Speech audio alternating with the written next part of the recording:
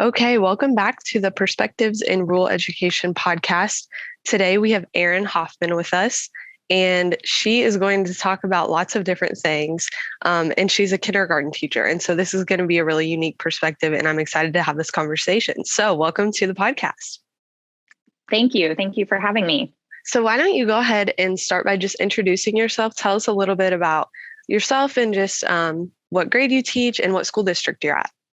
Okay. Well, like you said, my name is Erin Hoffman. Currently, I am a kindergarten teacher at Brownstown Elementary School. So this is my 11th year of teaching. The last 6 years, I've been teaching kindergarten, and then the previous 5 years, I taught in the preschool program. So early childhood education and special education blended classroom. So, I've spent my entire career at Brownstown, but it's a lot of fun in little kid land. That's awesome. What drew you to the field of education? To be honest with you, when I've been asked this before, I kind of say that it was just in my blood. So my dad was an educator. Now he taught high school and then ultimately became a regional superintendent. But I can't remember a time when I didn't want to be a teacher. So I was definitely that kid that would get staplers and chalkboards for Christmas and would take home the extra textbooks or the extra workbooks from my elementary teacher's classroom so that I could play school with my dolls and try to teach my dog how to talk. So I really don't remember a time that I didn't want to be an educator, but narrowing it down to early childhood was after working in a home daycare. So I worked in a home daycare from the age of about 14 all the way through my college career. And I remember a moment where I was working with a kiddo on tying their shoes and just seeing that light up in their face. And that was the moment that I kind of decided, okay, I need to teach young children. That's where I belong. Very cool. We haven't heard from a kindergarten teacher, or not even just kindergarten, but early childhood educator. And so I'm excited to hear more about what is that like? So tell us, bring us inside your classroom a little bit. What is it like in your classroom? Mass chaos to most people. So you really have to have the heart for little kids. Just like whatever grade level that you teach, you kind of have to have the heart for. So most people look at me and they think, oh my gosh, how you're very brave. How could you possibly be in tiny human land is what I kind of call it. And you have to have a heart for it. So for me personally, teaching junior high and high school would probably not be my wheelhouse. I don't think I would enjoy it any more than a high school teacher would like being in my classroom. Yeah. But what I love about it is that everything is new. No day is ever the same. It doesn't matter how well I plan out my day. There's always going to be something new and exciting. And watching young children learn about the world for the first time is truly magical. And watching young kids interact with one another before there's any stigmas involved, before there's anything like that. There's just so much joy in a young classroom. There's also a lot of frustration too. I'm not going to say that it's perfect every day. I'm not going to say that I don't come home at the end of the day, look in the mirror and go, "Oh, wow, that's what I look like today." Okay. But there's just beauty in it. You know, they come up, they love you at the end of every day. You have hugs and laughter and silliness. I could definitely write a book with all the weird things that I hear in my room, but there's just a lot of fun, and it definitely keeps me young.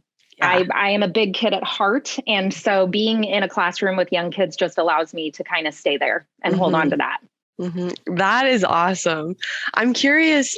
I did some subbing, and I remember being in, I don't know if I was ever in kindergarten, maybe one day, but I was in first grade, and the interrupting, the like the kids coming up all day and asking questions or wanting to tell you a story. How do you deal with that? So I actually have a couple of different tricks for that. The beauty and the madness behind young children is that they have so many things to tell you all the time because everything is new and interesting to them. And a lot of times, whatever they interrupt you with has nothing to do with what you're talking about. So there's some really good memes out there where, you're talking about what rhymes with rug. And the kid goes, I have a pink crayon. And that's just really, really true. So I have a couple of different tricks that I use. Sign language is something that I use a lot in my classroom.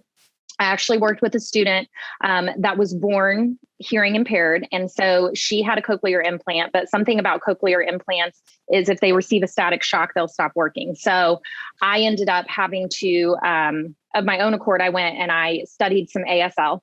And I just really started using sign language in my classroom on a regular basis. And so that really, really helps with being able to monitor interrupting in my classroom without having to interrupt my own teaching. So we use a lot of signs like stop, wait, quiet, sit. And so my kids are kind of trained on that. I also have headbands that I use, and this is what I'm probably most known for in my district and surrounding districts, because I always have something on my head. And usually I forget that it's on there. So I have ladybug headbands. And so basically when I am wearing those for a guided reading group or a math group, that basically means don't bug me. Mm-hmm. And so they know Mrs. Hoffman loves you, but don't bug me right now because I'm working with a friend. There's different variations of that. I have butterflies. That means flutter on by me. My co-teacher uses bumblebees and it's buzz off, which is kind of funny. I also have a crown that's Queen of Quiet. So I have a couple of those different tools. I also use a blabber board. And so if I hear a student in my classroom blab, I might move the clip up on the blabber board. And when we get to a certain level, we have practice. And so they'll have to practice sitting quietly for a minute or two, because interrupting is a behavior and a skill just like everything else. So it's something that needs to be practiced and they kind of need to be self-aware of because they have no idea that they're doing it. Mm-hmm. So those are just a few things that I use in my classroom to kind of set the tone for when it is my turn to speak and when it's their turn to speak. That is awesome. I love how it's visual too, because I think that's really important for kids is to be able to, like, telling them isn't enough. Like they need to see it. And by seeing you wear those headbands, it's like they know what the expectations are. That's such a good idea. They need multiple repeats. So there's often times where I'm sitting at my group and I have my little ones kind of hovering around because they need to tell me something. And so I'll have to point, be like, remember, don't bug me. And there's a lot of training involved in the beginning. But after a few weeks, it just really helps set the tone. And they know that if I'm wearing those, that's just a time that I'm not ready to hear their stories. And I always give them an opportunity. I tell them when is a good time for them to tell me their stories. So they know that recess time or free choice time or a transition time, those are the good times when I can give them my full focus and hear what they have to say. Definitely. Can you tell us about what it's like to work with support personnel? Because I feel like in early childhood, you're probably having a lot of interruptions in your classroom throughout the day of like speech, pulling people out, maybe like you mentioned a co-teacher. And so what is it like to work with other professionals when they're pulling kids out to work with them or things like that? So I actually have a lot of experience with this because when I worked in the early childhood preschool program, you have a full-time classroom para in your classroom all the time. And so for me, that is just something that has always come naturally because in the beginning, I didn't know any different. It wasn't until I moved into the kindergarten classroom that I did not have somebody else in there all the time with me. And so that was kind of a learning curve for me. But it's actually just a real benefit, not just for the kids, because you can absolutely have them pulled into smaller groups, but also you just have somebody to kind of laugh with throughout the day, somebody to just enjoy the kids as much as you do. But because I work with young children, we definitely have speech pulled out. We have physical therapy. We have occupational therapy. Like I said, I've worked with children that are hearing impaired. And so they have hearing specialists come in. And we also have Title I services. So oftentimes I have 3, 4, 5 kids pulled out of my classroom every day. And what I've found is that it's actually it just kind of works itself out naturally. Sometimes it's hard because you may have to play catch up with those kids when they're pulled out of your classroom. But it's very telling. Because we work in such a small school district, we're seeing these paraprofessionals. We are seeing these OTs and these PTs and these SLPs every single day. So we have a lot of open communication about these children. And so they see things that I wouldn't ordinarily see in my classroom and vice versa. And so it really works out for the best interest of the kids. But yeah, so some years I do have a para that works in my classroom with a specific child. Some years I don't. I have good relationships with a lot of our paraprofessionals. And so sometimes when they have a free moment in the day, they ask if they can come in and just work with a group of kids. And so that's really been a benefit for my kiddos that maybe are still struggling to catch up on a standard in math. Or something of that nature. But I view it as a very positive experience. And I'm very fortunate to get along so well with all of our support personnel that we have in our building. The benefit of having a small school is that you really just get to know everybody around you. Yeah. I'm so glad you talked about that and about the relationships of like collaboration that you have with them, because I think it's so important. And I think it's not always done well. Like I know right now I'm at a nearby elementary school, and there's 4 of us grad students there, and I'm in the speech pathology grad program. So we're pulling kids out for speech. And I'm just like, man, what does this look like to the teacher? Because we just pop in the middle of a lesson and are pulling a kid out, and it's like they're missing whatever, they're being pulled out of. And so I'm just glad that you talked about that. And that is so important. And I think it is a benefit of a smaller school district. So you mentioned earlier that you do presentations on classroom management. Can you talk a little bit about that, and how did you start doing that? And what are your key points when you do talk about it? So probably about 6 or 7 years ago, my local ROE reached out to me about starting to present on primary classrooms and early childhood classrooms, because there wasn't a lot out there and there weren't a lot of people that were willing to talk about it, but there was definitely a big need for it, especially now that funding is so prevalent into early childhood programs and early intervention programs.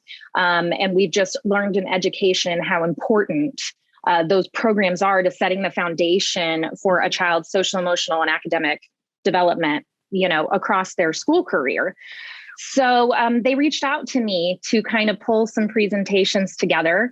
And I fortunately am a person that's just not afraid to stand up in front of adults. And I think that's maybe what drew them to me, just because I don't have a problem with doing that. And I'm very passionate about sharing what I've learned over the course of the years and talking about what's in the best interest of kids. So really for about the past 6 or 7 years, I've been presenting on a lot of different topics. I present for our 5-County Institute. I have been invited to go to our Professional Development Center. And then I just recently, within the last year and a half or so, I've been invited by a lot of the local ROEs around here, about 5 or 6 different ROEs, to do some virtual PD focusing on social emotional development and classroom management and classroom strategies that I use every day. And so it's been a really positive experience. Learning to work with all the technology and the firewalls with the different districts has been fun. But it's definitely something that I'm passionate about. I've given presentations on things like technology and how to use technology during a pandemic. But classroom management and social emotional development and all of those things in early childhood are really my wheelhouse. And I find that if you can manage a classroom well, if you can feed into that social emotional development, you're kind of winning the battle a little bit. You're making your job a little bit easier as far as being able to tap into these kids academically, and just really, enjoy your time with them and get a lot done academically. So yeah, I just kind of started doing that, and I've been really pleased, and it's a great way for me to reach out and get ideas from other educators in other districts and in other regions that I wouldn't ordinarily have opportunities to talk with and collaborate with. Mm-hmm. And I learn just as much from them as I think they do from me sometimes. Mm-hmm. That is awesome. I love how when you talk about early childhood, you have a very positive outlook on it, because I think a misconception a lot of people have is like, people will say like, I could never be a kindergarten teacher, or I could never be a preschool teacher, things like that. And could you talk a little bit about like burnout, and how do you come every day with a lot of energy and a positive attitude to your classroom, but also like, I don't know, refresh for the following day? Coffee is very important. No, it is, but that's not the secret. I wish it was. Yeah, I mean, there's definitely a level of exhaustion from working with young kids. I think that there is a big misconception out there that teachers in early childhood education, all we do is play all day long. And it's just mass chaos, and we are glorified babysitters, but that's just not the case in our world. Really, a lot of the things that we do in our classroom are so foundational to daily living, whether it is learning to not interrupt, like we talked about, or laying those foundational reading skills or those foundational math skills. My kiddos in a kindergarten classroom read by the end of the year. So, and that's something that I think a lot of people don't realize. It's not just knowing your alphabet and counting to 10. There's a lot more to it right now. But it's definitely a high energy environment. And for me, I'm also a mother of 2 young children. Right. So my day doesn't end just because it's 3:35 and I can go home. I have my son that I'm taking home, and then I have my other one that I'm picking up at daycare. And so that energy just has to be nonstop. And I think probably the thing that keeps me going the most is that I make sure to have fun with my kids. I make sure to have fun with my school kids and my home kids. I make sure to participate in the brain breaks that we do and the little yoga videos that we do and those kinds of things, and try to really enjoy my time every day. As far as recharging, I make a point that at 3:35, my school day is done.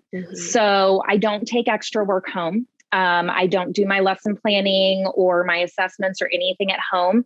And I didn't do this at the start of my career. I took everything home and I cut out my laminating and I did all of those things. And then I read a really good book that kind of opened my eyes to, when I'm at school, I'm a professional. But when I'm at home, I'm a person. I'm a mother. I'm a wife. So just kind of establishing that boundary and kind of having a little bit of separation. At first, I thought, oh my gosh, this is going to be such a detriment to me being able to be a teacher. But what it actually did in turn is it just kind of motivated me to be more productive during my work day, during my prep times, so that I could kind of detach when I come home. Now, there's obviously some situations and, sad stories that you see in education that it's really hard to kind of pull those out of your brain.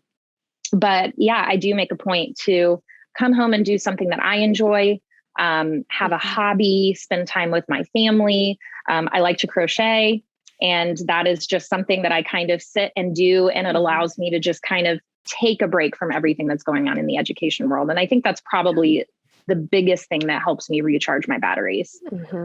That's awesome. I'm so glad you shared that, especially because it's so practical, just that balance of, when I'm at school, I'm a professional, and when I'm at home, I'm a wife and a mother. And I was going to ask you what it's like to, teach like young kids all day and then come home and have kids of your own. And so I'm glad that you talked about that too, because I think that's true of a lot of teachers. Their workday doesn't always end right at 3:30. They're going home to more kids. But I'm sure it is different too when it's your own kids and there's not 20 of them, there's just 2.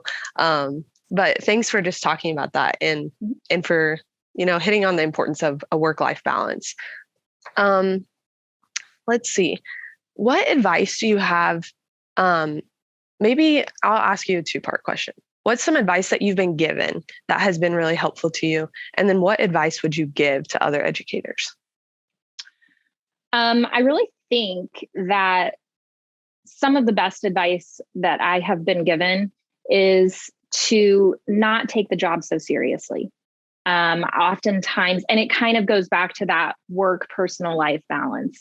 It is so easy to get wrapped up in the nitty gritty of the job, of the lesson planning, of the expectations, of the administrative evaluations, the home lives of your students, making sure that each student is growing, district testing. There's just a lot that plays into, the career as a whole. It's not just that you walk into a classroom, you teach these kids and magically they grow. There's just a lot more to it. But I think one of the biggest things that I've been told throughout my career is just make it fun. Make each day something that you can end the day smiling about. Make sure that when you go home, there was one fun thing that you did that day, and not take it too seriously. Don't stress out that this one kid isn't growing at the same rate as another kid. You have to remember that all the kernels of popcorn in the pot, they pop at different times. And just kind of taking a step back and really appreciating the world that you're in every day is something that has really impacted me and allowed me to truly enjoy my job after 11 years and just not really have the burnout that some of my other colleagues have experienced over the course of their career. And so, in turn, that would be the advice that I would give young educators going in, especially if you're a first-time educator and you go in and you are wanting to impress, and I think that the attitude that you put towards the job and the positivity that you put into every day, even on those days when it's hard, because it is hard. It's hard to bring that energy into the job every single day, but bringing that positive energy in, finding the balance, being able to draw some boundaries so that you don't, burn out. And just making sure that you're establishing good relationships with all staff in your building. Okay. Because your building isn't just your educators and your admin. Your building is your janitors, your secretaries, your bus drivers, the people that make the world go round. We've had times throughout the pandemic where we had no janitors in the building. And so we had teachers cleaning classrooms at the end of the day. We've had secretaries out for medical emergencies, and we have principals and paras being that person. And just making sure that you offer grace to those people and you have good relationships with them. I think that would be the biggest advice. That's so good. I'm so glad you talked about appreciating everyone in the building too, because I think that janitors, especially, I think we overlook them a lot. And man, when they're not there, you notice they're a critical, function of the school building. I'm so glad you shared that. Let's see. What's one story, a student story you have of maybe a student in your classroom and it's been impactful to you? There's so many. Every time I ask this, people are like, how can I choose one? It is difficult, even over 11 years in an early childhood preschool classroom, I've had 2 classes per year. So, I've taught hundreds upon hundreds of kids at this point in time. I had one particular student in my classroom with exceptional needs. Okay.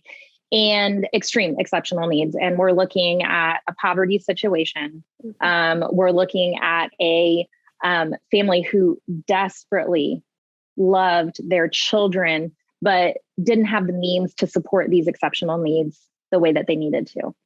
And this was a kiddo that one day would come in and just, you would adore everything about them. And then the next day you were ready to rip your hair out. They were an extremely challenging student that it was difficult to advocate for them, because a lot of times when you're in young childhood classrooms, having testing provided or doing what is in the best interest of the student doesn't happen right away. There's a due process that you have to go through to get a child the services and the supports that they need. And so during this time, there was a big learning curve for the both of us. I was a young teacher a few years into my career. This was an extremely difficult case for me.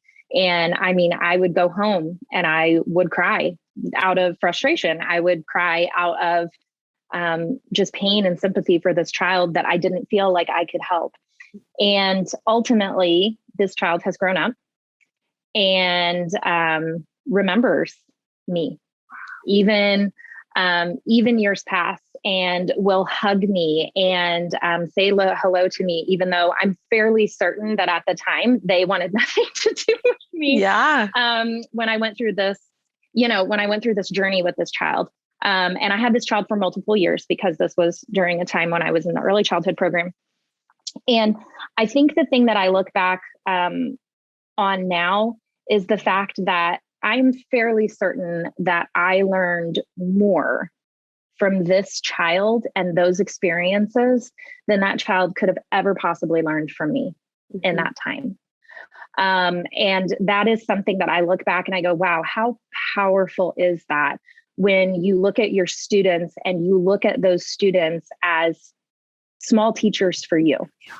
It's because of that particular student and that particular situation that I genuinely believe that I'm a much stronger teacher, that I believe that I have strength and passion about classroom management and social emotional development.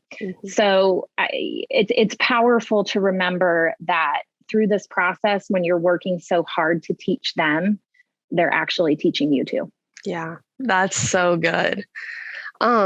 Thank you so much for being on here. This has been one of my favorite conversations. You just are full of stories and passion for what you do. And it's just contagious. It makes me excited to work with kids. And I think you have a gift of making it look really easy and making it sound really easy, but then also talking about the purpose behind what you do and how you're so right. It lays the foundation for these students going forward and growing up and not just being in school, but being people. And so just thanks for being on here. You are so fun and so patient. And so I can only imagine what you're like as a teacher. Like, I'm sure those kids love you so much and just enjoy being in your classroom and learning with you. And so thank you for being on here and sharing all of this. I've appreciated it so much, and I'm excited for people to listen. Thank you so much for having me. I'm very flattered and humbled to be invited on. So I really appreciate the opportunity to kind of share my side of the story and the world that I'm in, especially if this is, early childhood isn't a lot of what's talked about. So I'm very grateful for the opportunity. I'm very flattered at your kind words and always happy to help. Thank you.